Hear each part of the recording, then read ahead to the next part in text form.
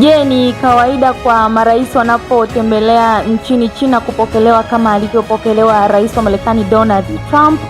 Ni swali hili, lakini wamekuwa wakienda marais wengi, hata marais wa nyuma wa Marekani, lakini imekuwa kubwa zaidi kwa rais huyu Donald Trump ambaye yeye amekuwa simba wa bara la Amerika kwa yale mambo anayoyafanya. Sasa hapo walikuwa wameenda katika mazungumzo moja ikiwa ni kuhusiana na vikwazo vya biashara, kuhusu mlango wa Hormuz kufunguliwa, lakini pia kuhusiana na ushirikiano wao wenyewe kama wenyewe. Maswali yamekuwa mengi, lakini ni moja kati ya mapokezi ambayo watu wameyashuhudia kwa namna ya tofauti, kwamba kwa nini Rais Donald Trump amefanywa mapokezi kama haya ya kipekee. Kama tunavyojua kwa Rais Donald Trump ni rais ambaye ana mabavu yake na ana maamuzi yake, licha ya kuwa kuna baadhi ya nchi afanyinazo mawasiliano, lakini amekuwa akifanya mazungumzo baadhi.